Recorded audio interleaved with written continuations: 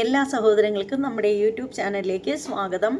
അപ്പോൾ എന്താണെന്ന് വെച്ചാൽ നമുക്ക് ഒരു വീഡിയോ കണ്ടിട്ട് വരാം. അതിനുശേഷം നമുക്ക് ബാക്കി കാര്യങ്ങളിലേക്കൊക്കെ കടക്കാം.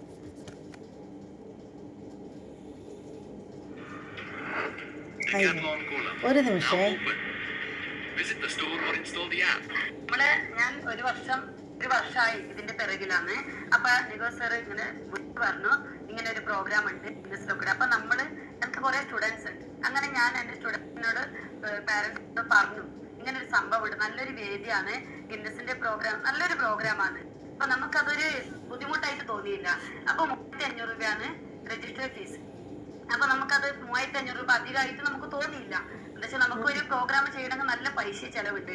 ഒരു പിള്ളേരെ പഠിപ്പിച്ചിട്ട് ഒരു 2 ഐറ്റം പഠിപ്പിക്കണമെങ്കിൽ നമുക്ക് 10-20-30,000 രൂപ ചെലവുണ്ട്. ഇതിപ്പോ 2 ഐറ്റം കൂടി തരുന്നുണ്ട്, 2 ഐറ്റമും അതിന്റെ വീഡിയോവും തരുന്നുണ്ട്. അപ്പൊ പിള്ളേർക്ക് നല്ലൊരു വേദിയോ അതെ, പിന്നെ ഗിന്നസ് പാർട്ടിസിപ്പേറ്റ് ചെയ്തു എന്നുള്ള സർട്ടിഫിക്കറ്റ് കൂടി തരാന്ന് പറഞ്ഞിട്ടുണ്ട്. അതുകൊണ്ട് പിള്ളമാരെല്ലാം ഓക്കെ സമ്മതിച്ചു. അങ്ങനെ 104 കുട്ടികളെയാണ് ഞാൻ പങ്കെടുപ്പിച്ചത്. 104 കുട്ടികളെ പങ്കെടുക്കുമ്പോൾ ടീച്ചറിന് ഏതാണ്ട് 1 ലക്ഷം രൂപ കിട്ടും. 900 രൂപയാണല്ലോ ഒരു കുട്ടിക്ക് തരുന്നത്. ഇല്ല, അത് എത്ര കണക്കില്ല. അപ്പൊ നമുക്ക് തരുന്ന സാറ് പറഞ്ഞിട്ടുണ്ട് പിള്ളേർക്ക് പിന്നെ സാരി 3500 രൂപയില് സാരി ഡ്രസ് കോസ്റ്റ്യൂം നമ്മൾ തരുന്നുണ്ട്. അവര് കൊറിയർ ചാർജ് അടക്കം ചെയ്തിട്ടാണ് നമുക്ക് ഇങ്ങോട്ട് അയച്ചു തന്നത്. അപ്പൊ നമുക്ക് വെച്ചാൽ നമ്മളെ ഈ മുള്ളേരി, നമ്മൾ കുറച്ച് ഉള്ളിലോട്ടാണ്, മുള്ളേരിയയിലാണ്. അപ്പൊ മുള്ളേരിയയിലേക്ക് കൊറിയർ വരൂല. അപ്പൊ നമ്മൾ ആ വന്ന സ്ഥലത്ത് നിന്ന് ഓട്ടോ പിടിച്ച് നമ്മുടെ ചെലവിൽ ഇങ്ങോട്ടേക്ക് കൊണ്ടുവന്നു. അതാണ്. പിന്നെ നമുക്ക് ഗുരുദക്ഷിണയായിട്ട് പ്രോഗ്രാം കഴിഞ്ഞിട്ട് ഒരു ടീച്ചേഴ്സ് മീറ്റിംഗ് വെക്കാം. മീറ്റിംഗ് വെച്ചിട്ട് ഗുരുദക്ഷിണയായിട്ട് നമ്മൾ തരാമെന്നത് പറഞ്ഞിരുന്നു. അത് എമൗണ്ട് ഒന്നുമല്ല, എമൗണ്ട് പറഞ്ഞിട്ടില്ല അത്രയൊന്നും. പിന്നെ അവിടെ പ്രോഗ്രാം കഴിഞ്ഞിട്ട് പറഞ്ഞത് കേട്ടല്ലോ ടീച്ചറെ, 900 രൂപ ഒരു കുട്ടിക്ക്. അതെ സാറേ, നമ്മള് 4 കുട്ടികളെ നമ്മൾ 1 രൂപ കുട്ടികളോട് വാങ്ങിയില്ല. ഈ 3500 രൂപ രജിസ്റ്റർ ഫീസ് മാത്രം വാങ്ങിയത്. 1 രൂപ പോലും നമ്മൾ പഠിപ്പിച്ചതിന് വാങ്ങിയില്ല. എന്റെ എല്ലാ ജോലികളും മാറ്റിവെച്ച് ഞാൻ ഇതിനെ പഠിപ്പിച്ചു കുട്ടികളെ. ഈ 2 ഐറ്റം ഞാൻ പഠിപ്പിച്ചു. ഇപ്പൊ ലാസ്റ്റ് എന്ന് പറയുന്നത് 1 ഐറ്റം മതി, 2 ഐറ്റം പഠിപ്പിച്ചു കഴിഞ്ഞു. അപ്പൊ ഒരു കുട്ടി അപ്പോ നിങ്ങൾക്ക് ഒരു കുട്ടിയെ കൊടുത്താൽ 900 രൂപ അവിടെ നിന്ന് കിട്ടും. തയ്യാറായി അവർക്ക്. നമുക്ക് അങ്ങനെ പറഞ്ഞല്ല, ശരിക്കും പറഞ്ഞാലുണ്ടല്ലോ, അവർ പറയുന്ന കേട്ടിട്ട് എനിക്ക് തോന്നുന്നതേ അരിയെത്ര പയറഞ്ഞാഴി, അരിയെത്ര പയറഞ്ഞാഴി, ഇതാണ് അവർ പറഞ്ഞുകൊണ്ടിരിക്കുന്നത്. തിലകൻ്റെ ഭാഷയിൽ പറയുകയാണെങ്കിൽ ബബ്ബ അത് തന്നെയാണ് പറയുന്നത്. ശരിക്കും ചോദിക്കുന്നതിൻ്റെ കറക്റ്റ് മറുപടി പറയാൻ പോലും അവരെ കൊണ്ട് പറ്റുന്നില്ല. 900 രൂപ എന്നല്ല, നമുക്ക് ഗുരുദക്ഷിണായിട്ട് തരാന്നാണ് അവർ പറഞ്ഞത്. ഗുരുദക്ഷിണായിട്ട് അതുകൊണ്ട് അങ്ങനെ പറഞ്ഞതുകൊണ്ട് നമ്മൾ കുട്ടികളോട് പൈസ 600 രൂപ GST പോവും. ബാക്കി 2900-ൽ 900 രൂപ ടീച്ചേഴ്സിന് കൊടുക്കും. 390 രൂപ സാരിക്ക്, ബാക്കി ഇവരുടെ സംഘാടന ചെലവ്. അതാണ് പറഞ്ഞത്. അപ്പൊ ഞങ്ങൾ അതുകൊണ്ട് അങ്ങനെ പറഞ്ഞത് കൊണ്ട് നമ്മള് കുട്ടികളോട് 1 രൂപ വാങ്ങിയില്ല. ദക്ഷിണ പോലും ഞങ്ങൾ വാങ്ങിയില്ല കുട്ടികളോട്. അങ്ങനെ വന്നത് ശരിയല്ലല്ലോ. കുട്ടികളോട് നമ്മൾ 1 രൂപ പോലും ദക്ഷിണ വാങ്ങിയില്ല. അങ്ങനെ വാങ്ങുന്നത് ശരിയല്ലല്ലോ. എന്തല്ലേ, ഗുരുദക്ഷിണയാണ് വാങ്ങിച്ചതെന്ന് മനസ്സിലായില്ലേ? ഗുരുദക്ഷിണയാണ് തരുന്നത്. അതായത് ഈ കുട്ടികളെ പഠിപ്പിക്കുന്നതിന് ഒരു കുട്ടിക്ക് 900 രൂപ വെച്ചിട്ട് കൊടുക്കുന്നത് ഗുരുദക്ഷിണയാണെന്നാണ് ഇവർ പറയുന്നത്. എന്തല്ലേ എടോ, അത് ഗുരുദക്ഷിണയല്ല. ഗുരുദക്ഷിണ തരാനായിട്ട് എങ്ങനെയാണ്? ഗുരുവിന് ശിഷ്യ കൊടുക്കുന്നതാണ് ഗുരുദക്ഷിണ. ശിഷ്യ ഒരു വിദ്യ അഭ്യസിക്കാൻ നേരത്ത് ദക്ഷിണയായിട്ട് കൊടുത്ത് പാദത്തിൽ തൊട്ട് നമസ്കരിച്ചിട്ടാണ് ഏതൊരു വിദ്യയും അഭ്യസിക്കാനായിട്ട് കയറുന്നത്. അപ്പോൾ അങ്ങനെ കൊടുക്കുന്നതാണ് ഗുരുദക്ഷിണ. മനസ്സിലായില്ലേ? രജിസ്ട്രേഷൻ ഫീസായിട്ട് 3500 രൂപ മേടിച്ച് സംഘാടകർക്ക് കൊടുത്തു അല്ലേ? താങ്കൾ കൊടുത്തു, താങ്കളല്ല എല്ലാവരും കൊടുത്തു. 3500 രൂപ വെച്ച് രജിസ്ട്രേഷൻ ഫീസായിട്ട് കൊടുത്തു. പിന്നീട് ഈ പറയുന്ന സംഘടനക്കാർ പറഞ്ഞിരിക്കുന്നത് ഒരു കുട്ടിക്ക് 900 രൂപ വെച്ച് നിങ്ങൾക്ക് തരും എന്നാണ് പറഞ്ഞിരിക്കുന്നത്. അത് ഗുരുദക്ഷിണ ആവുന്നത് എങ്ങനെയാണ്? കുട്ടിയാണ് തരുന്നതെങ്കിലല്ലേ നിങ്ങളെ വിദ്യ അഭ്യസിക്കാൻ വരുന്ന ഒരാൾ, അതല്ലെങ്കിൽ നിങ്ങളുടെ സ്റ്റുഡൻറ്റ് നിങ്ങൾക്ക് തരുന്നതാണ് ഗുരുദക്ഷിണ. അപ്പോൾ ഇത് ഗുരുദക്ഷിണയല്ല മാഡം, നിങ്ങൾക്ക് തരുന്നത് പ്രതിഫലമാണ്. ഈ കുട്ടികളെ പഠിപ്പിക്കുന്നതിൻ്റെ പ്രതിഫലം എന്ന് പറയൂ, ഗുരുദക്ഷിണ എന്ന് പറയണ്ട. രണ്ടും രണ്ടാണ്. ജോലി ചെയ്യുന്നതിൻ്റെ കൂലി, അത്രയും പറഞ്ഞാൽ മതി. അതിന് വെറുതെ കിടന്ന് നിങ്ങൾ ഉരുണ്ട് കളിക്കേണ്ട ഒരു കാര്യമില്ല. എല്ലാവരും അരിയാഹാരം തന്നെയല്ലേ തിന്നുന്നത്, അല്ലാതെ വേറൊന്നും അല്ലല്ലോ. ഗുരുദക്ഷിണ തരാന്ന് പറഞ്ഞോണ്ട് നമ്മൾ വാങ്ങുന്നത് ശരിയല്ലല്ലോ. നമ്മള് ഒരു രൂപ അധികം വാങ്ങിയില്ല, കുട്ടികൾ കൊണ്ടുപോയി നല്ല രീതിയിൽ. പിന്നെ കുട്ടികൾ ഗുരുദക്ഷിണ കൊടുത്താൽ മേടിക്കില്ല, ഒട്ടും മേടിക്കില്ല, തീരെ വേണ്ടെന്ന് പറയും അല്ലേ. നല്ല രീതിയിൽ കൊണ്ടുവന്നു. പക്ഷെ അവിടെ നമ്മൾ പോകുന്ന നല്ല കുട്ടികളെ പാരന്റ്സ് എല്ലാം ഹാപ്പി ആയിരുന്നു. പക്ഷെ ബഹുമാനപ്പെട്ട MLA മാഡം വീണതുകൊണ്ട് നമുക്ക് നല്ലോണം സങ്കടമുണ്ട്. അതിന് സുഖാവട്ടെ നമ്മൾ നല്ലോണം സങ്കടത്തോടെ പ്രാർത്ഥിക്കുന്നതാണ്. ഓ, എല്ലാവർക്കും ഭയങ്കര സങ്കടമുണ്ട്. എല്ലാവരെയും സങ്കടങ്ങൾ നമ്മൾ കാണുകയും ചെയ്തു. സഹപ്രവർത്തകർ പോലും അവിടെ തന്നെ ഇരുന്ന് ഉദ്ഘാടന കർമ്മത്തിലും പങ്കെടുത്തു. പരിപാടിയിലെല്ലാം ശുഭമായിട്ട് തീർന്നതിന് ശേഷമാണ് അവിടെ നിന്ന് പോയിട്ടുണ്ടായിരുന്നത്. നമ്മൾ നേരിട്ട് കണ്ട പരിപാടിയാണ്. എൻ്റെ മകളെ ഞാൻ കൊണ്ടുപോയതാണ്. അതുകൊണ്ട് തന്നെ അതിൻ്റെ അടിസ്ഥാനത്തിലാണ് ഞാൻ സംസാരിക്കുന്നത്, അല്ലാതെ എങ്ങും ആരും പറഞ്ഞ് കേട്ടതിൻ്റെ അടിസ്ഥാനത്തിലല്ല ഇപ്പോൾ ഞാൻ സംസാരിക്കുന്നത്. മനസ്സിലായില്ലേ? അതായത് നമ്മൾ ചെല്ലുന്നതിന് മുമ്പേ MLAക്ക് ആക്സിഡൻറ്റ് സംഭവിച്ചു കഴിഞ്ഞിരുന്നു. അതുകൊണ്ട് തന്നെ അത് നമുക്ക് കാണാനോ അതിനെപ്പറ്റി അറിയാനോ സാധിച്ചില്ല. പ്രോഗ്രാം കഴിഞ്ഞതിന് ശേഷം പുറത്തു വരുന്ന സമയത്താണ് ന്യൂസിലൊക്കെ കണ്ടിട്ട് ഓരോരുത്തർ അതേക്കുറിച്ച് പമ്മി സംസാരിക്കുന്നത്. അത് വെച്ചിട്ടാണ് നമ്മൾ അറിഞ്ഞത് ഇങ്ങനെ ഒരു അത്യാഹിതം അവിടെ നടന്നു എന്നുള്ള കാര്യം അറിഞ്ഞത്. പക്ഷേ അങ്ങനെ ഒരു അത്യാഹിതം നടന്നിട്ട് കൂടി അവിടെ പങ്കെടുത്ത ബാക്കിയുള്ള വിശിഷ്ട അതിഥികൾ, അതായത് പാർട്ടി ലെവലിലുള്ള അതിഥികൾ, ഞാൻ ആരുടെയും പേരെടുത്ത് പറയുന്നില്ല. അപ്പോൾ സഹപ്രവർത്തകയ്ക്ക് ഇത്രയും വലിയൊരു കഷ്ടത സംഭവിച്ചിട്ട് അവരെ ഹോസ്പിറ്റലിൽ കൊണ്ടുപോവാനോ അവരെ കൂടെ പോവാനോ ഉള്ള മനസ്സ് കാണിക്കാതെ ബാക്കിയുള്ളവർ അവിടെ തന്നെ ഇരുന്നു. പ്രോഗ്രാം തീരുന്നത് വരെ അവിടെ തന്നെ ഇരുന്നു.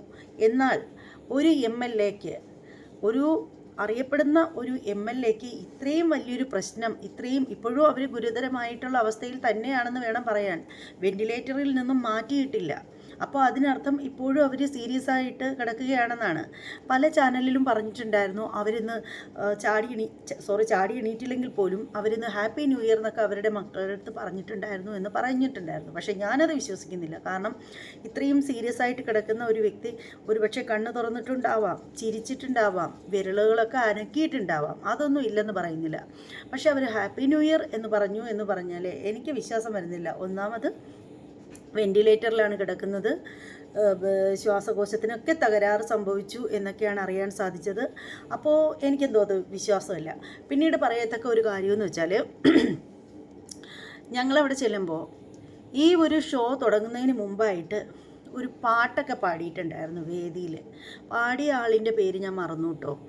ഒരാൾ പാട്ടൊക്കെ പാടി, വയലിനൊക്കെ വെച്ചിട്ട് പുള്ളിക്കാരൻ പാട്ടൊക്കെ പാടി ചെറിയ രീതിയിൽ ഡാൻസൊക്കെ വേദിയിൽ വെച്ച് കളിച്ചു. അതൊക്കെ കഴിഞ്ഞതിന് ശേഷമാണ് ഈ കുട്ടികളുടെ പ്രോഗ്രാം തുടങ്ങിയിട്ടുണ്ടായിരുന്നത്. ആദ്യം കുട്ടികളുടെ പ്രോഗ്രാം 2 മിനിറ്റ് ട്രയൽ ചെയ്യിച്ചു. അതിനുശേഷമാണ് പ്രോഗ്രാമിലേക്ക് വരുന്നത്. എന്നാൽ ദിവ്യ ഉണ്ണി എന്ന് പറയുന്ന ആ ഒരു മഹാനർത്തകി അവരെ ഇങ്ങനെ ചുറ്റും കറുത്ത കോട്ടിട്ട കരിമ്പുലികൾ വളഞ്ഞിട്ട് അവരെ കൊണ്ടുവന്ന് സേഫായിട്ട് കുറേ ദൂരെ കൊണ്ടുവന്നങ്ങ് നിർത്തി. അതിനുശേഷം അവരവിടെ മാറി നിന്നു ഡാൻസ് കളിക്കുകയാണ് ചെയ്തത്. എന്താ അവർ ഗിന്നസ് റെക്കോർഡ് കിട്ടിയത് ദിവ്യ ഉണ്ണിക്കാണ്. അപ്പോൾ ദിവ്യ ഉണ്ണി എന്തുകൊണ്ട് ആ കുട്ടികൾക്കൊപ്പം നിന്ന് ഡാൻസ് കളിച്ചില്ല? ശരി, കുട്ടികളെ തട്ടിമുട്ടി ചെയ്യണ്ട, ഒരിത്തിരി അങ്ങോട്ട് മുന്നോട്ട് മാറി നിന്നിട്ടെങ്കിലും ചെയ്യാമായിരുന്നില്ലേ? എന്താ കുട്ടികൾക്ക് വല്ല മാറാവ്യാധിയോ വല്ലതും ഉണ്ടോ? വല്ല എന്തെങ്കിലും പകരുന്ന എന്തെങ്കിലും പ്രശ്നമുണ്ടോ? ഒരു കുട്ടിക്ക് ഒരു കുഴപ്പമുണ്ടായിരുന്നില്ല. പിന്നെ ഇവരെ എന്തിനാണ് കൂടുതൽ ഫോക്കസ് ചെയ്ത് മാറ്റി നിർത്തിയിട്ട് ചെയ്യിപ്പിച്ചത്? ശരിക്കും പറഞ്ഞാൽ എന്നിട്ട് ചെയ്തത് എന്താണ്? ദിവ്യ ഉണ്ണി ചെയ്തത് മാത്രം മുൻനിർത്തി അവർ ചെയ്തതിൻ്റെ മാത്രം വീഡിയോയിൽ പകർത്തി. അതാണ് അവിടെ നടന്നത്, ദിവ്യ ഉണ്ണിയെ മാത്രം. എന്നിട്ട് സ്ക്രീനിൽ എടുത്ത് കാണിക്കുന്നുണ്ടായിരുന്നു. ആ കാണിച്ചത് ദിവ്യ ഉണ്ണി ചെയ്യുന്നത് മാത്രമാണ് കാണിച്ചത്. നമ്മൾ ദൃക്സാക്ഷികളാണ്, ഈ പ്രോഗ്രാം കണ്ടുകൊണ്ടിരുന്ന ആളുകളാണ്. അത് വല്ലാത്ത സങ്കടമായിപ്പോയി. ശരിക്കും പറയുകയാണെങ്കിൽ ഞാൻ ഈ ഒരു ഷോ കഴിഞ്ഞതിന് ശേഷമാണ്, ആസാമിലാണെന്ന് തോന്നുന്നു, നരേന്ദ്രമോദി ബഹുമാനപ്പെട്ട പ്രധാനമന്ത്രി പങ്കെടുത്ത ഒരു ഇതുപോലെ ഒരു റെക്കോർഡ്, അവിടുത്തെ ഒരു നൃത്തം, ആ ഒരു നൃത്തത്തിൻ്റെ ആ ഒരു വീഡിയോ കണ്ടത്. ഞാൻ ഞെട്ടിപ്പോയി. കാര്യം എന്താണെന്ന് വെച്ചാൽ വളരെ അകലത്തിൽ തന്നെയാണ് ഓരോ കുട്ടികളെയും നമ്മളിങ്ങനെ ദൂരെ നിന്ന് നോക്കിയാൽ പോലും ഓരോ കുട്ടികളെയും കണ്ടാൽ തിരിച്ചറിയാൻ പറ്റും. എന്ന് വെച്ചാൽ ആ കുട്ടി ആണ് എന്നുള്ളത് അത് മനസ്സിലാവും. ഇതുപോലെ ഇതില്ല ഒരുമാതിരി പഞ്ചസാര തട്ടി നിലത്ത് തെറിക്കുമ്പോഴത്തേക്ക് അവിടെ ചോണനൂറും എല്ലാം കൂടെ അപ്പിപ്പിടിച്ചിരിക്കുന്നതാണ് കാരണം ഇവിടെ ഡാൻസ് കളിപ്പിച്ചത്. പക്ഷെ മറ്റത് അതുപോലെയൊന്നുമല്ല, നല്ല അകലം വിട്ട് നിർത്തിയാണ് കുട്ടികളെ കൊണ്ട് ഡാൻസ് കളിപ്പിച്ചത്. അപ്പോൾ ഒന്ന് ഓർത്ത് നോക്കൂ, ഇവരെന്താണ് കാണിച്ചു കൂട്ടിയത്. 7 വയസ്സ് മുതൽ 100 വയസ്സ് വരെ ഉള്ളവർക്ക് വേണേലും പങ്കെടുക്കാം ഈ ഒരു ഷോയിൽ. അതിൽ നിന്ന് തന്നെ മനസ്സിലാക്കിക്കൂടെ ഇവരുടെയൊക്കെ തട്ടിപ്പ്. 7 വയസ്സുള്ളൊരു കുട്ടി ഗിന്നസ് റെക്കോർഡിന് എങ്ങനെയാണ് അർഹയാവുന്നത്?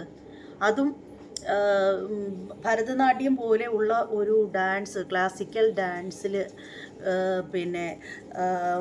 ഈ ഗിന്നസ് റെക്കോർഡ് പോലുള്ള ഒരു റെക്കോർഡ് നേടാൻ സാധിക്കുക. എനിക്കറിയില്ല സാധിക്കുമോ എന്ന് എനിക്കറിയില്ല. പക്ഷേ ഒരുപാട് ടാലൻ്റ് ഉള്ള കുട്ടിക്കാണെങ്കിൽ സാധിക്കുമായിരിക്കും. ഒരു മത്സരം നടത്തി വേണം വിന്നറെ പ്രഖ്യാപിക്കേണ്ടത്. ശരിക്കും പറയുകയാണെങ്കിൽ, എൻ്റെ അഭിപ്രായത്തിൽ പറയുകയാണെങ്കിൽ, നല്ല രീതിയിൽ ഒരു മത്സരം നടന്നിട്ടുണ്ടായിരുന്നെങ്കിൽ ദിവ്യ ഉണ്ണിയൊക്കെ വെല്ലാനുള്ള കുട്ടികളൊക്കെ സ്റ്റേജിലുണ്ടായിരുന്നു. പലരും ദിവ്യ ഉണ്ണിയെ കവച്ച് വെച്ച് അടിപൊളിയായിട്ട് കളിക്കുന്ന കുട്ടികൾ 12,000 കുട്ടികളിൽ ഇരിക്കണം എന്നല്ല, ഉണ്ടായിരുന്നിട്ടുണ്ട്. എന്നിട്ടും ആ കുട്ടികളെ ഒന്നും മൈൻഡ് ചെയ്യാതെ, പരിഗണിക്കാതെ ദിവ്യ ഉണ്ണിക്ക് കിട്ടി അവാർഡ്. ശരിക്കും പറയുകയാണെങ്കിൽ അവരെ കൂടെ നന്നായിട്ട് ചോദ്യം ചെയ്യേണ്ടതുണ്ട്. ഇതൊരു തട്ടിപ്പാണെന്നുള്ളതിൻ്റെ ചുരുളുകൾ അഴിഞ്ഞു തുടങ്ങുമ്പോൾ ദിവ്യ ഉണ്ണിയെ മാത്രം മാറ്റി നിർത്തേണ്ട ആവശ്യമൊന്നുമില്ല. അവരൊരു സെലിബ്രിറ്റി ആയിരിക്കാം. ദിവ്യ ഉണ്ണി എത്ര സിനിമയിലാണ് അഭിനയിച്ചത്? നമ്മളെല്ലാവരും കണ്ടിട്ടുള്ളതാണ് ദിവ്യ ഉണ്ണിയുടെ സിനിമകളൊക്കെ. അവർ എണ്ണിത്തീർക്കാൻ പറ്റാത്തത്രയും സിനിമയിൽ അഭിനയിച്ചിട്ടുള്ള ഒരു നായികയല്ല ദിവ്യ ഉണ്ണി. ദിവ്യ ഉണ്ണി എന്ന് പറയുന്നത് നല്ലൊരു നർത്തകിയായിരിക്കാം, അവരൊരു ഡാൻസ് ടീച്ചറായിരിക്കാം. ഡാൻസിനെ സംബന്ധിച്ചിടത്തോളം എത്ര അവാർഡുകൾ അവർ വാരിക്കൂട്ടിയത് എനിക്കറിയില്ല കേട്ടോ. അറിയാത്തവരൊക്കെ ഉണ്ടെങ്കിൽ എനിക്കൊന്ന് പറഞ്ഞു തരും. അതുപോലെ പറയേണ്ട ഒരു കാര്യം എന്ന് വെച്ചാൽ, ഈ ദിവ്യ ഉണ്ണിയൊക്കെ വെച്ച് നോക്കുകയാണെങ്കിൽ ശോഭന മാമും നവ്യ നായരും മഞ്ജു വാര്യറും ഒക്കെ എത്ര അടിപൊളി ഡാൻസർമാരാണ് അവരൊക്കെ. എന്നിട്ട് എന്തുകൊണ്ടാണ് ഇവരെ ആരെയും ഇതുപോലെ ഒരു പ്രോഗ്രാമിലേക്ക് ക്ഷണിക്കാതിരുന്നത്? ദിവ്യ ഉണ്ണിയെ പോലെ ഉള്ള ഒരു നർത്തകിയെ ക്ഷണിച്ചതിൻ്റെ അടിസ്ഥാനം എന്താണെന്ന് എനിക്ക് മനസ്സിലാവുന്നില്ല. ശരിക്കും പറയുകയാണെങ്കിൽ ക്ലാസിക്കൽ ഡാൻസിൻ്റെ, ഭരതനാട്യത്തിൻ്റെയൊക്കെ ഉസ്താദാണ് ശോഭന മാം, അതിലൊരു തർക്കവുമില്ല. നവ്യ നായരും അതുപോലെ തന്നെയാണ്. മഞ്ജു വാര്യറോ? അവരും അതുപോലെ തന്നെയാണ്. പക്ഷേ എനിക്ക് തോന്നുന്നു മഞ്ജു വാര്യർ സിനിമയാണ് കൂടുതൽ ഫോക്കസ് ചെയ്യുന്നതെന്ന് തോന്നുന്നു. ഇനി ഡാൻസും മഞ്ജു വാര്യറുമായിട്ട് ഇപ്പോൾ ആ ഒരു രീതിയിൽ പോകുന്നുണ്ടോ എന്ന് എനിക്കറിയില്ല. പക്ഷേ നവ്യ നായരാണെങ്കിൽ ഡാൻസ് സ്കൂള് മാതങ്കി എന്ന് പറയുന്ന ഒരു നൃത്ത വിദ്യാലയത്തിൽ കുട്ടികളൊക്കെ ആയിട്ട് വളരെ നല്ലൊരു ഡാൻസറാണ് നവ്യ നായർ, പറയാതിരിക്കാൻ പറ്റില്ല. അപ്പോൾ ഇതുപോലെയുള്ള മനോഹരമായിട്ട് അതെടുക്കുക. ആശാ ശരത്തൊക്കെ വളരെ നല്ല ഡാൻസർമാരാണ്. ഇവരൊക്കെ കിടക്കുമ്പോൾ ഈ ദിവ്യ ഉണ്ണിയെ കൊണ്ടുവന്നതിൻ്റെ അർത്ഥം എനിക്ക് മനസ്സിലാവുന്നില്ല. പിന്നെ ഒരു കാര്യമെന്ന് വെച്ചാൽ എനിക്ക് പറയാനുള്ളതെന്ന് വെച്ചാൽ, എൻ്റെ മകൾ 3.5 വയസ്സ് തൊട്ട് ഡാൻസ് പഠിക്കുന്നു. 19 വയസ്സ് കഴിഞ്ഞു കുട്ടി ഇതുവരെ ഒരു ക്ലാസ്സും മുടങ്ങാതെ ഡാൻസ് ഇപ്പോഴും പഠിച്ചുകൊണ്ടിരിക്കുന്ന ഒരു കുട്ടിയാണ്. അപ്പോൾ അതിൻ്റെ കുറച്ച് പരിചയമുള്ളതിൻ്റെ അടിസ്ഥാനത്തിൽ ഡാൻസ് എന്താണ് എന്നൊക്കെയുള്ള കാര്യത്തിൽ ഇത്തിരി അറിവെങ്കിലും ഉള്ളതിൻ്റെ അടിസ്ഥാനത്തിൽ ഞാൻ പറയുന്നതെന്ന് വെച്ചാൽ, ഡാൻസിൽ നന്നായിട്ട് ഡാൻസ് ചെയ്യുന്നതിന് മാർക്കുണ്ട്. ഡാൻസിൻ്റെ ഓരോ ചലനങ്ങൾക്കും മാർക്കുണ്ട്. അതുമാത്രമല്ല, വേഷങ്ങൾക്ക് മാർക്കുണ്ട്, പിന്നെ മേക്കപ്പിന് മാർക്കുണ്ട്, ഓർണമെൻറ്റ്സിന് മാർക്ക് ചെയ്യുന്നതാണെങ്കിൽ. അതുപോലെ ഉള്ളൊരു കാര്യമാണ് ആകാര വടിവിന്, ഒരു നർത്തകിയുടെ സൗന്ദര്യത്തിന്, ബോഡി ലാംഗ്വേജിനും ഉണ്ട് മാർക്ക്. അങ്ങനെ വരുമ്പോൾ ദിവ്യ ഉണ്ണിക്ക് എന്ത് ബോഡി ലാംഗ്വേജാണുള്ളത്? ദിവ്യ ഉണ്ണിയുടെ ശരീരത്തിൻ്റെ സൗന്ദര്യം എന്താണ് എനിക്ക് മനസ്സിലാവുന്നില്ല. ഞാൻ അവരെ ബോഡി ഷെയ്മിങ് ചെയ്യുകയാണെന്ന് പറയരുത്, ഒരിക്കലും ഞാൻ അവരെ ബോഡി ഷെയ്മിങ് ചെയ്യുകയല്ല. പക്ഷേ ഒരു നർത്തകിയുടെ ഒരു ശരീര സൗന്ദര്യം ഉണ്ടോയെന്ന് എനിക്ക് അറിയില്ല. കാരണം മെലിഞ്ഞ് ഒരു അസ്ഥികൂടം എന്നുള്ള രീതിയിലാണ് നിൽക്കുന്നത് അവർ. അസ്ഥികൂടം എന്ന് ഞാൻ അവരെ അധിക്ഷേപിച്ച് പറഞ്ഞതല്ല, ക്ഷമിക്കുക, ആ ഒരു രീതിയിൽ പറഞ്ഞതല്ല. കാരണം അത്രയും സ്ലിമ്മാണ് ഇവർ. പക്ഷേ അതേസമയം അതുപോലെ തന്നെ നല്ല സ്ലിമ്മാണ് ശോഭന മാം. ഇപ്പം ഇത്തിരി തടിയൊക്കെ ഉണ്ട്, പക്ഷേ നവ്യ നായരൊക്കെ വളരെ സ്ലിമ്മാണ്. പക്ഷേ അവരുടെയൊക്കെ ശരീരത്തിന് കണ്ടാൽ ഒരു നർത്തകിയുടെ ഒരു ലുക്കുണ്ട്. പക്ഷേ ദിവ്യ ഉണ്ണിയുടെ ശരീരം കാണുമ്പോൾ നമുക്കൊരു നർത്തകിയുടെ ഒരു ലുക്ക് തോന്നുന്നില്ല. അതുപോലെ എനിക്ക് ഡാൻസിനെ കുറിച്ചിട്ട് ആധികാരികമായിട്ട് പറയാനൊന്നും അറിയില്ല. ഞാനൊരു ഡാൻസറല്ല, ഞാനൊരു പാരൻറ്റ് മാത്രമാണ്. പക്ഷേ എന്നാൽ പോലും എനിക്ക് ചോദിക്കാനുള്ളത്, നമ്മുടെ മലയാളികൾ എന്നല്ല, ഭാഷയോ ഒന്നും പറയുന്നില്ല, എനിക്ക് ചോദിക്കാനുള്ളത് പ്രിയപ്പെട്ട ഡാൻസ് ടീച്ചേഴ്സിനോടാണ് എനിക്ക് ചോദിക്കാനുള്ളത്. പ്രഗത്ഭരായ ഡാൻസ് ടീച്ചേഴ്സിനോടാണ് എനിക്ക് ചോദിക്കാനുള്ളത്. ഒരേ ഒരു ചോദ്യം, ദിവ്യ ഉണ്ണി ചെയ്ത ഡാൻസ് നിങ്ങളൊക്കെ കണ്ടിട്ടുണ്ടെങ്കിൽ പെർഫെക്റ്റ് ആണോ 100%? നെഞ്ചിൽ കൈവച്ച് നിങ്ങൾക്ക് പറയാൻ സാധിക്കുമോ ദിവ്യ ഉണ്ണി ആ ഭരതനാട്യം ചെയ്തത് 100% പെർഫെക്റ്റ് ആയിരുന്നു, ഗിന്നസ് റെക്കോർഡിന് അർഹയായ രീതിയിലാണ് അവരത് ചെയ്തതെന്ന് നെഞ്ചിൽ കൈവച്ച് നിങ്ങൾക്ക് പറയാൻ സാധിക്കുമോ? ഇത് ഏതെങ്കിലും ഡാൻസ് ടീച്ചർമാർ കാണുമോ എന്നൊന്നും എനിക്കറിയില്ല. പക്ഷേ ഞാൻ ചോദിക്കുന്നത് പ്രഗത്ഭരായ ഡാൻസ് ടീച്ചർമാരോടാണ്. നിങ്ങൾക്ക് പറയാൻ സാധിക്കുമോ ഇവർ ചെയ്തത് 100% കറക്റ്റായ രീതിയിലായിരുന്നു എന്ന്? പക്ക ഭരതനാട്യം തന്നെയായിരുന്നു അവർ ചെയ്തിട്ടുണ്ടായിരുന്നത്.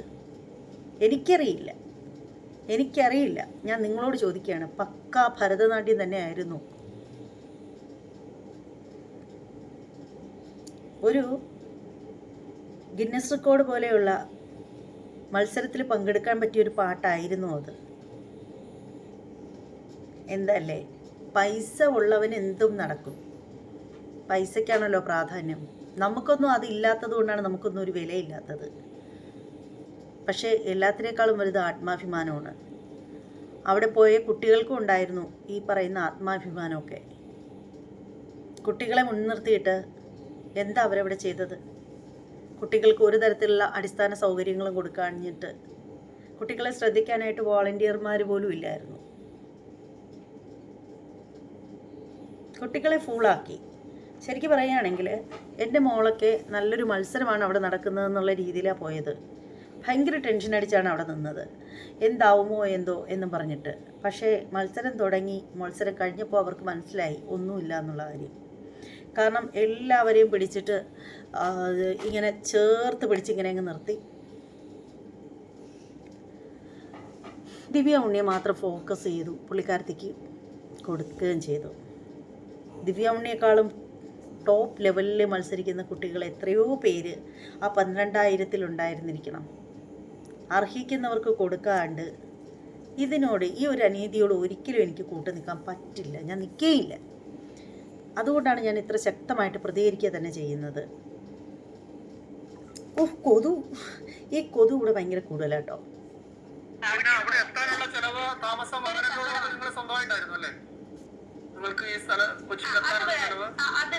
അത് സാറ് പറയുന്നത് അത് നമ്മള് ബസ് നമ്മള് 3 ബസ്സാണ് ആക്കിയത്. 45 സീറ്റുള്ള 3 ബസ്. അപ്പൊ ഒരു ബസ്സിന് 45,000 കൊടുക്കണം. 3 ബസ്സിന് 1.35 കൊടുത്തിട്ട് നമ്മൾ 3 ബസ് വാടകയ്ക്ക് എടുത്തു. അത് ഇത് നമ്മൾ അവിടെ ഡ്രസ്സ് ചേഞ്ച് ചെയ്യാൻ വേണ്ടിട്ട് റൂം എടുത്തു. അതുപോലെ നമ്മുടെ അവിടെ ഫുഡ്, രാവിലെ ഉച്ചക്ക് രാത്രിത്തെ ഫുഡിന് ഒരു കുട്ടി 1000 രൂപ, ബസ്സിന് ഒരു കുട്ടി 1000 രൂപ. അപ്പൊ ഒരാള് 2000 രൂപയാണ്. അപ്പൊ ഒരു വീട്ടിൽ നിന്ന് 4-5 ആൾക്കാർ വരുന്നുണ്ട്. കുട്ടിയുടെ അമ്മയും അച്ഛനും അങ്ങനെ 4-5 ആൾക്കാർ വരുമ്പോ ഒരാള് 2000 രൂപ എടുക്കണം. അത് നമ്മൾ എക്സ്ട്രാ വാങ്ങിച്ചതാണ്. അത് നമുക്ക് പോവാൻ വെറുതെ ആവൂലേ, 45,000 രൂപ കൊടുക്കണം. അതിൽ നമുക്ക് ഒന്നും ലാഭമില്ല, എല്ലാം ചെലവായതാണ്. അതുകൂടാതെ കോസ്റ്റ്യൂം എന്ന് വെച്ചിട്ടുണ്ടെങ്കിൽ സാരി ഇവര് തട്ടണം, ബ്ലൗസ് സ്റ്റിച്ച് ചെയ്യണം, പാന്റ് നമ്മൾ വാങ്ങിക്കണം. പിന്നെ ഓർണമെന്റ്സ് നമ്മൾ വാടകയ്ക്ക് വാങ്ങിച്ചു. മേക്കപ്പ് ഓർണമെന്റ്സിനായിട്ട് നമ്മൾ തുക വാങ്ങിച്ചിട്ടുണ്ട്. ചെറിയ തുക 500 രൂപ വാങ്ങിച്ചിട്ടുള്ളൂ. മേക്കപ്പ് ഓർണമെന്റ്സിന് പോയി 500 കുറവ് പൈസ വാങ്ങിച്ചിട്ടുണ്ട്. അത്രയാണ് നല്ല. അപ്പൊ അതെല്ലാം വലിയ എനിക്ക് ഇത് വലിയൊരു ഡാൻസ് പ്രോഗ്രാം നല്ലോണം ചെലവിട്ടിട്ട് കളിക്കുന്നതാണ് ഡാൻസ് പ്രോഗ്രാം. അതെല്ലാവർക്കും അറിയാം. അപ്പൊ ഇത് പൈസ വലിയ തുകയായിട്ട് എനിക്ക് തോന്നുന്നില്ല. സംശയം ഉണ്ടെങ്കിൽ സാറിനെ വിളിക്കും, സാർ അപ്പൊ തന്നെ മറുപടി എനിക്ക് പറഞ്ഞു തരും. എന്ത് സംശയം ഉണ്ടെങ്കിലും മറുപടി പറഞ്ഞു തരും. പാരന്റ്സ് എന്നൊക്കെ ചോദിച്ചാൽ അപ്പൊ തന്നെ ഞാൻ സാറിനെ വിളിക്കുമ്പോൾ അവരപ്പൊ തന്നെ അതിന്റെ ആൻസർ കൊടുക്കും. അതല്ലെങ്കിൽ ഞാൻ നിഗോ സാറിന്റെ നമ്പർ കൊടുക്കും, പാരന്റ്സിനെ വിളിച്ച് എല്ലാം കൺഫേം ചെയ്യും. ഒരു കുട്ടിക്ക് വരുന്നതിൻ്റെ വാഹന ചെലവ് മാത്രം 1000 രൂപ. ഒരു വീട്ടിൽ നിന്ന് 4 പേരൊക്കെ ചിലപ്പോൾ കാണും. അച്ഛനും അമ്മയും 2 കുട്ടികളൊക്കെ ചിലപ്പോൾ ഉണ്ടാവും. അപ്പോൾ അതിന് ഒരു കുട്ടിക്ക് 2000 രൂപയാണ് എങ്ങനെ വെച്ച് നോക്കിയാലും വരുന്നതിൻ്റെ ചിലവ്, ഫുഡ്, വണ്ടി വാടക, ഇതൊക്കെ വച്ചിട്ട്. അപ്പോൾ എത്ര 1000 രൂപയായി? 8000 രൂപയായോ? ഭക്ഷണം, റൂമെടുത്ത് താമസിക്കുന്നു, ഡ്രസ്സ് ചേഞ്ച് ചെയ്യാനൊക്കെയുള്ള സൗകര്യങ്ങൾ, ഓർണമെൻറ്റ്സ് വാടക, മേക്കപ്പിന് മാത്രം പിന്നെ 500 രൂപയായുള്ളൂ. കാരണം തുച്ഛമായ 500 രൂപ. അത് വലിയ ചിലവൊന്നും ആയിട്ടില്ലെന്ന് പറയുന്നു. കാരണം ഇവർക്കൊക്കെ എന്ന് പറഞ്ഞാൽ ചിലവിനെ പറ്റി അറിയില്ല. കാരണം ഒരു 10,000 പിള്ളേരൊക്കെ ഉണ്ടെങ്കിൽ, അല്ലെങ്കിൽ 10-100 പിള്ളേരെയൊക്കെ ഡാൻസൊക്കെ പഠിപ്പിക്കുമ്പോൾ ഇവർക്കൊക്കെ ഉള്ള ആവശ്യത്തിനുള്ള ശമ്പളവും കിമ്പളവും ഒക്കെ അതിൽ നിന്നൊക്കെ തന്നെ കിട്ടും. അതുകൊണ്ട് ഇവർക്കറിയില്ല പൈസയുടെ ഇതും വിലയുമൊന്നും. പക്ഷെ ഞാനിത് പറയുമ്പോഴും എനിക്ക് എടുത്ത് പറയേണ്ട ഒരു കാര്യമെന്ന് വെച്ചാൽ എൻ്റെ ടീച്ചറിനെ കുറിച്ചിട്ടാണ്, എൻ്റെ മകളുടെ ഡാൻസ് ടീച്ചറിനെ കുറിച്ചിട്ട്. വളരെ നല്ല മനസ്സിനുടമയാണ് അവർ.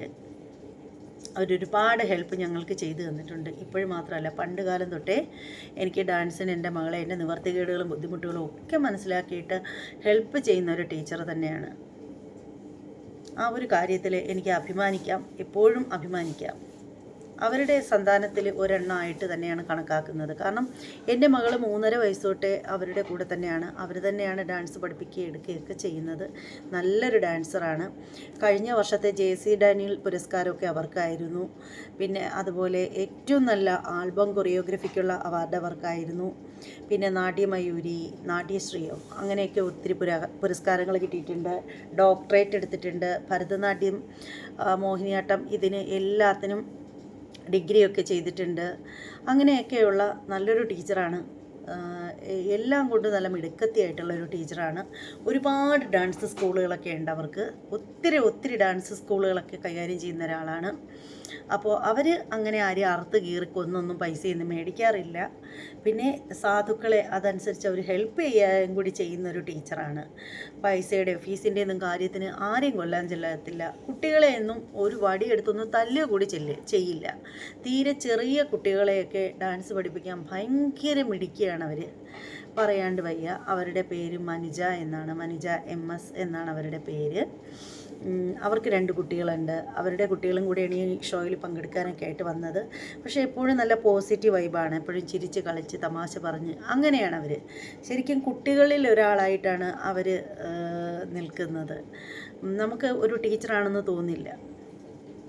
അപ്പോൾ ഞാനിത് പറഞ്ഞത് ഈ പറയുന്ന ടീച്ചറിൻ്റെ ന്യായങ്ങളൊക്കെ കേട്ടപ്പോൾ എനിക്ക് ഇഷ്ടപ്പെട്ടില്ല. ബബ്ബ ശരിക്കും ചോദിക്കുന്നതിനല്ല അവർ മറുപടി പറയുന്നത്. കാരണം അവർക്കെല്ലാം ഒരു നിസ്സാരമട്ട്. പൈസയുടെയൊക്കെ കാര്യത്തിൽ അവർ പറഞ്ഞ ആ ഒരു രീതി ഇഷ്ടപ്പെടാത്തതുകൊണ്ടാണ് ഞാനിത് ഇത്രയും ഇതായിട്ട് പറഞ്ഞത്. അപ്പോൾ എന്തായാലും ഇങ്ങനെയൊക്കെയുള്ള കാര്യങ്ങളൊക്കെ കേൾക്കുമ്പോഴത്തേക്ക് എത്ര പ്രതികരിക്കേണ്ടെന്ന് പറഞ്ഞാലും എൻ്റെ ചോര തിളയ്ക്കും. അങ്ങനെ തിളച്ച് കഴിയുമ്പോൾ ഒന്നാമത് ഞാൻ അവിടെ എൻ്റെ കൊച്ചിനെയും കൊണ്ട് പോയി കഴിഞ്ഞപ്പോഴത്തേക്ക് ഞാൻ ശരിക്കും വലിയൊരു മത്സരമൊക്കെ കണ്ടാണ് പോയത്. പോയി കഴിഞ്ഞപ്പോഴത്തേക്ക് അവിടുത്തെ ആ ഒരു ഇതൊക്കെ കണ്ടപ്പോഴത്തേക്ക് ശരിക്കും ഇൻസൾട്ടായതുപോലെ എനിക്ക് തോന്നി. അപ്പോൾ അതുകൊണ്ട് തന്നെയാണ് ഞാൻ ഇത്രയും കർശനമായിട്ട് ഓരോ വീഡിയോയിലും സംസാരിക്കുന്നതിൻ്റെ അടിസ്ഥാനം. പ്രത്യേകിച്ചും നമ്മുടെ ഉമ എന്ന് പറയുന്ന ബഹുമാനപ്പെട്ട MLA ആ ഒരു അപകടം സംഭവിച്ചതിനെ തുടർന്നുണ്ടായ ഒരു സംഭവങ്ങളും അതിനുശേഷം അവിടെ നിന്നും പോവാതെ അവിടെ തന്നെ